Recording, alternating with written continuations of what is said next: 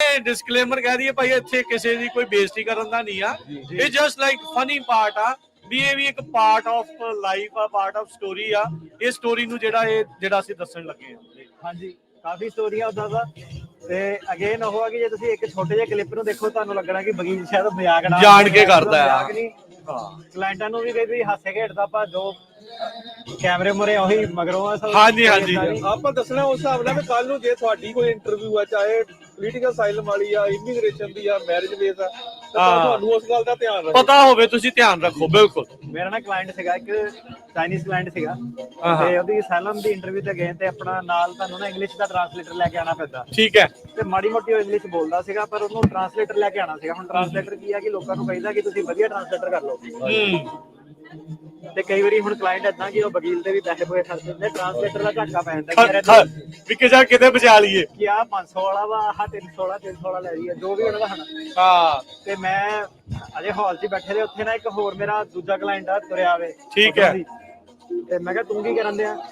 ਉਹ ਜਿਹੜਾ ਕਲਾਇੰਟ ਸੀਗਾ ਉਹਦੀ ਵੀ ਇੰਗਲਿਸ਼ ਕਾਫੀ ਮਾੜੀ ਸੀ, ਕਿਉਂਕਿ ਉਹਦੀ ਮੈਂ ਪਹਿਲਾਂ ਅਸਾਈਲਮ ਇੰਟਰਵਿਊ ਤੇ ਗਿਆ ਸੀਗਾ, ਉਹਨੇ ਆਪ ਇੱਕ ਟ੍ਰਾਂਸਲੇਟਰ ਕੀਤਾ ਸੀਗਾ ਹਾਇਰ। ਅੱਛਾ। ਤੇ ਮੈਨੂੰ ਕਹਿੰਦਾ, ਮੈਂ ਕਹਿੰਦਾ ਇਹਦਾ ਜਿਹੜਾ ਦੂਜਾ ਬੰਦਾ ਬੈਠਾ ਨਾ, ਕਹਿੰਦਾ ਮੇਰਾ ਦੋਸਤ ਆ, ਕਹਿੰਦਾ ਮੇਰਾ ਟ੍ਰਾਂਸਲੇਟਰ ਬਣ ਗਿਆ। ਉਹ ਤੁਹਾਡੀ ਬਲੀ ਹੋ ਜਾ, ਜਿਹਨੇ ਆਪਣੇ ਕੇਸ ਲਈ ਟ੍ਰਾਂਸਲੇਟਰ ਕੀਤਾ ਉਹ ਕਿਸੇ ਲਈ ਟ੍ਰਾਂਸਲੇਟਰ ਬਣ ਕੇ ਗਿਆ। ਲਓ ਜੀ। ਕਿਉਂਕਿ ਜਿਹੜਾ ਉਹ ਦੋਸਤਾਂ ਨੂੰ ਲੱਗਦਾ ਕਿ ਇਹ ਮੇਰੇ ਤੋਂ ਵਧੀਆ ਇੰਗਲਿਸ਼ ਬੋਲਦਾ। ਤੇ ਹੁਣ ਚਲੇ ਗਏ ਜੀ ਅਸਾਈਲਮ ਆਫਿਸ ਦੇ ਵਿੱਚ। ਅੱਛਾ। ਤੇ ਉਹ ਇੰਟਰਵਿਊ ਸ਼ੁਰੂ ਹੋਈ ਤੇ ਆਫਿਸਰ ਨੇ ਉਹੀ ਸੌਂ ਚੁਕਾਈ ਉਹਨੂੰ, ਤੇ ਉਹ ਲੱਗਾ ਟ੍ਰਾਂਸਲੇਟ ਕਰਨ। ਉਹ ਆਫਿਸਰ ਨੂੰ ਕਵੇ ਹਰ ਸਾਲ ਤੇ ਇੱਕ ਵਾਰੀ ਦੁਬਾਰਾ ਦੱਸ। ਆਫਿਸਰ ਆਪਣੇ ਆਪ ਦਾ ਦੋ ਤਿੰਨ ਵਾਰੀ ਰਿਪੀਟ ਕਰ ਰਿਹਾ ਵਿੱਚ। ਉਹ ਕਵੇ ਉਹ ਹੀ ਸੈਡ ਅੱਗੇ ਨਾ ਗੱਲ ਆਵੇ, ਕਹਿੰਦਾ ਇੱਕ ਵਾਰੀ, ਕਹਿੰਦਾ ਫੇਰ ਕਹਿੰਦਾ ਦੁਬਾਰਾ ਦੱਸ। ਉਹ ਵਿੱਚ ਕੇ ਆ ਕੇ ਆਫਿਸਰ ਵੀ ਅਸਰ ਲੱਗ ਗਿਆ ਕਹਿੰਦਾ। ਸੋ ਬਈ ਇਹ ਧਿਆਨ ਰੱਖਣਾ ਚਾਹੀਦਾ ਆ ਜਦੋਂ ਤੁਸੀਂ ਕਿਤੇ ਜਾਂਦੇ ਆ। ਦੇਖੋ ਤੁਹਾਡੇ ਭਵਿੱਖ ਦਾ ਫਿਊਚਰ ਤੁਹਾਡਾ ਇਸ ਚੀਜ਼ ਦੇ ਉੱਤੇ ਬੇਸਡ ਆ।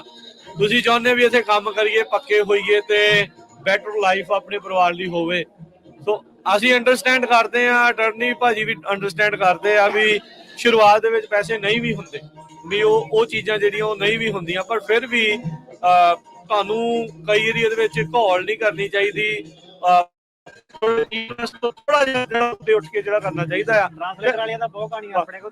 ਤੇ ਉਹਦਾ ਅਟਰਨੀ ਕਹਿੰਦਾ ਜੀ ਇੱਥੇ ਮੈਂ ਪੁੱਛਦਾ ਜਾਵਾਂ ਵੀ ਕਈ ਵਾਰੀ ਜਿੱਦਾਂ ਕੋਈ ਨਵਾਂ ਆਉਂਦਾ, ਕਿਸੇ ਦਾ ਵਰਕ ਪਰਮਿਟ ਅਜੇ ਆਇਆ ਨਹੀਂ, ਕੰਮ ਨਹੀਂ ਆ, ਸੋ ਤੁਸੀਂ ਉਸਨੂੰ ਫਾਈਨੈਂਸ਼ੀਅਲੀ ਏਦਾਂ ਐਡਜਸਟ ਕਰ ਲੈਂਦੇ ਆ, ਉਹ ਜਿਹੜੇ ਆ ਵਗੈਰਾ ਸੈਟਅਪ ਕਰ ਲੈਂਦੇ, ਪੇਮੈਂਟ ਪਲਾਨਸ ਵਗੈਰਾ।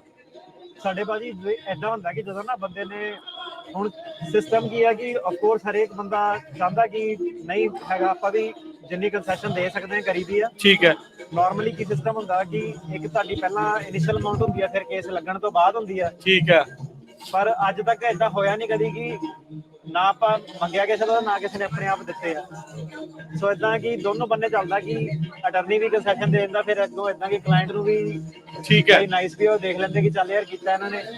ਤੇ ਕਈ ਵਾਰੀ ਸਾਨੂੰ ਪ੍ਰੋਬਲਮ ਵੀ ਬੜੀ ਆਉਂਦੀ ਹੈ ਕਿ ਬੰਦਾ ਫਿਰ ਕਹਿੰਦਾ ਕਿ ਯਾਰ ਨਹੀਂ ਭਾਜੀ ਮੈਂ ਤਾਂ ਅਜੇ ਬਿਜ਼ੀ ਆ ਮੈਂ ਨਹੀਂ। ਠੀਕ ਆ।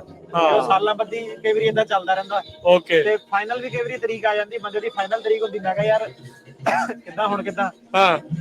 ਤੇ ਕਈ ਵਾਰੀ ਬੰਦਾ ਕਹਿੰਦਾ ਯਾਰ ਭਾਜੀ ਹਾਲਤ ਬੜੀ ਟਾਈਟ ਹੈ, ਯਾਰ ਕਦੋਂ 4-5 ਸਾਲ ਹੋ ਗਏ ਹੁਣ ਤਾਂ ਅਜੇ ਤਾਂ ਨਹੀਂ ਟਾਈਟ ਹੋਣੀ ਚਾਹੀਦੀ ਹਾਲਤ। ਹਾਂ ਕਈ ਵਾਰੀ ਏਦਾਂ ਕਿ ਦੋਨੋਂ ਬੰਦੇ ਹਨਾ, ਕਈ ਵਾਰੀ ਆਪਾਂ ਵੀ ਐਜ਼ ਅਟਰਨੀ ਛੱਡ ਦਈਦਾ, ਸਾਨੂੰ ਵੀ ਆਪਾਂ ਵੀ ਸਮਝਦੇ ਆ, ਕਈ ਵਾਰੀ ਕਲਾਇੰਟ ਨੂੰ ਵੀ ਸਮਝਣਾ ਚਾਹੀਦਾ ਕਿ ਯਾਰ ਇਹਨਾਂ ਨੇ, ਕਿਉਂਕਿ ਕੀ ਆ ਜਦੋਂ ਨਵਾਂ ਕੇਸ ਲੱਗਦਾ ਨਾ ਬੰਦੇ ਦਾ, ਉਹ ਕਹਿੰਦਾ ਟੈਕਸਸ ਆ। ਹੁਣ ਤੁਸੀਂ ਇਹ ਦੇਖੋ ਕਿ ਜੇ ਇੱਕ ਨਾਰਮਲੀ ਕੰਮ ਕਰਨ ਵਾਲਾ, ਤੁਸੀਂ ਆਪਣੀ ਆਪ ਹੀ ਐਗਜ਼ਾਮਪਲ ਲਓ ਕਿ ਤੁਸੀਂ ਕਹਿੰਦੇ ਹੋ ਕਿ ਮੈਂ ਜੇ ਨਾਰਮਲੀ ਵਰਕਰ ਆ ਸਟੋਰ ਤੇ ਕਿਤੇ ਵੀ ਨਾ, $15-20 ਤੁਹਾਡੀ ਤਨਖਾਹ ਵਾ। ਪਰ ਹੁਣ ਆਪਾਂ ਗੱਲ ਕਰ ਰਹੇ ਲਾਇਰਸ ਦੀ, ਜਿਹਨਾਂ ਨੂੰ ਪ੍ਰੋਸੀਜਰ ਆ, ਕਿੰਨੇ 7-8 ਜਾਣੇ ਇੱਕ ਕੇਸ ਦੇ ਵਿੱਚ ਪਹਿਲਾਂ ਇਨਵੋਲਵ ਨੇ। ਹੁਣ ਉਹਦੀ ਮੋਸ਼ਨ ਪਾਣੀ, ਕੇਸ ਨੂੰ ਉਹਨੂੰ ਟ੍ਰਾਂਸਫਰ ਕਰਨਾ, ਉਹਨੂੰ ਫੋਲੋ ਅਪ ਕਰਨਾ, ਫਿਰ ਕਲਾਇੰਟ ਨੇ ਕਹਿਣਾ ਮੇਰਾ ਜਵਾਬ ਵੀ ਦੇਵੇ, ਮੇਰੇ ਨਾਲ ਵਕੀਲ ਵੀ ਮਿਲੇ, ਆਫਿਸ ਐਕਸਪੈਂਸਿਸ, ਮੀਟਿੰਗ ਵੀ ਕਰੋ, ਈਮੇਲ ਸਾਰੇ ਚੇਂਜ। ਹੁਣ ਉਹਨੂੰ ਜਿਹੜਾ ਮੋਸ਼ਨ ਵਗੈਰਾ ਨੂੰ ਅਟਰਨੀ ਐਂਟਰ ਕਰਨ ਦਾ ਖਰਚਾ, ਉਹਨੂੰ ਮੂਵ ਕਰਾਉਣ ਦਾ ਖਰਚਾ, ਅਸਾਈਲਮ ਐਪਲੀਕੇਸ਼ਨ ਲਾਉਣ ਦਾ ਖਰਚਾ। ਸੋ ਇਹ ਕੀ ਹੈ ਕਿ ਜਦੋਂ ਬੰਦਾ ਕਹਿੰਦਾ ਮੈਂ $2000 ਦੇਣੇ ਆ, ਉਹ ਇਹ ਨਹੀਂ ਕਿ ਵਕੀਲ ਨੂੰ $2000 ਪ੍ਰੋਫਿਟ ਹੋ ਰਿਹਾ। ਉਹਦੇ ਵਿੱਚ ਕਾਸਟ ਜਿਹੜੀ ਐਕਸਪੈਂਸ ਬਹੁਤ ਨੇ ਕਿ ਮੈਂ ਡੈਫਰ ਕਰ ਰਿਹਾ, ਮੈਂ ਕਹਿੰਦਾ ਚੱਲ ਕੋਈ ਨਹੀਂ, ਹੁਣ ਇਹਦਾ ਕੇਸ ਲੱਗ ਗਿਆ, ਠੀਕ ਹੈ, ਅਲਟੀਮੇਟਲੀ ਇਹ ਵਰਕ ਪਰਮਿਟ ਆਊਗਾ, ਇਹ ਪੈਸੇ ਦਊਗਾ ਇਹਦਾ। ਸੋ ਇਦਾਂ ਕਿ ਦੋਨਾਂ ਦੀ ਕੋਆਪਰੇਸ਼ਨ ਦੇ ਨਾਲ ਚੱਲਦਾ। ਪਰ ਇਦਾਂ ਕਿ ਜਿਹੜਾ ਮੇਨ ਚੀਜ਼ ਜਿਹੜੀ ਅਮਰੀਕਾ 'ਚ ਨਹੀਂ ਰੁਕਦੀ, ਉਹ ਹੈਗੀ ਬੰਦੇ ਦੇ ਖਰਚੇ। ਮੈਂ ਆਪਣੇ EMPLOYEEਆਂ ਨੂੰ, ਹੁਣ ਜੇ ਮੇਰੇ 25 EMPLOYEE ਆ, ਬੰਦੇ ਦਾ ਮਹੀਨੇ ਦਾ ਪੇਰੋਲ ਤੁਹਾਡਾ ਬਣੂਗਾ 1.5 ਲੱਖ 2 ਲੱਖ ਡਾਲਰ। ਸਹੀ ਗੱਲ ਆ। ਸੋ ਤੁਸੀਂ ਇਹ ਦੇਖੋ ਕਿ ਵਰਕ ਪਰਮਿਟ ਫਿਰ rent ਆ ਜਿਹੜੀ ਥਾਂ ਤੇ ਆ। $2000 ਇਨੀਸ਼ੀਅਲ ਫੀਸ ਹੈ। ਤੁਸੀਂ ਇਹ ਦੇਖੋ ਕਿ ਉਹ ਜਿਹੜਾ 1.5-2 ਲੱਖ ਡਾਲਰ ਦਾ ਟਾਰਗੇਟ ਨੂੰ ਮੀਟ ਕਰਨ ਲਈ ਕਿੰਨਾ ਕਰਨਾ ਪੈਂਦਾ ਰਾਈਟ। ਤੇ ਜੇ ਕੁਆਲਿਟੀ ਵਰਕ ਕਰਨਾ ਉਹ ਐਕਸਪੈਂਸਿਵ ਹੋਣਾ, ਜੇ ਕੁਆਂਟੀਟੀ ਪਿੱਛੇ ਜਾਣਾ ਆ ਫਿਰ ਆ ਵੀ ਧੜਾ ਧੜ ਕਰੀ ਚੱਲੋ ਫਿਰ ਕਿਸੇ ਦੀ ਤਰੀਕ ਤੇ ਜਾਓ ਨਹੀਂ ਜਾਓ। ਫਿਰ ਜਿਹੜੀਆਂ ਹਾਰਰ ਸਟੋਰੀਜ਼ ਆਪਾਂ ਇਮੀਗ੍ਰੇਸ਼ਨ ਅਟੈਂਡੀ ਦੀਆਂ ਸੁਣਦੇ ਆ। ਦੱਸਣੇ ਕਿ ਜਦੋਂ ਆਪਣੇ ਇੱਕ ਟਰੱਕਿੰਗ ਵਾਲਾ ਬੰਦਾ ਆਪਣੀ ਦੱਸੂਗਾ ਕਿ ਯਾਰ ਗੈਸ ਪ੍ਰਾਈਸ ਵੱਧ ਗਏ ਇਦਾਂ ਵੱਧ ਗਏ। ਸੋ ਇਹਦੇ ਵਿੱਚ ਕੋਈ ਇਹ ਨਹੀਂ ਕਿ ਬੰਦਾ ਆਪਣੀ ਫਾਈਨੈਂਸ਼ੀਅਲ ਗੱਲ ਕਿਉਂ ਨਹੀਂ ਕਰ ਰਿਹਾ, ਮਤਲਬ ਇਹ ਸੱਚ ਹੈ ਕਿ ਸਿਸਟਮ ਦਾ ਇਦਾਂ EMPLOYee ਨੂੰ ਜਿੱਦਾਂ ਪੇਰੋਲ ਨਾ ਮਿਲਿਆ ਉਹਨੇ ਮੈਨੂੰ ਅਗਲੇ ਦਿਨ ਕਹਿ ਦੇਣਾ ਕਿ ਬਾਈ ਕੀ ਹਿਸਾਬ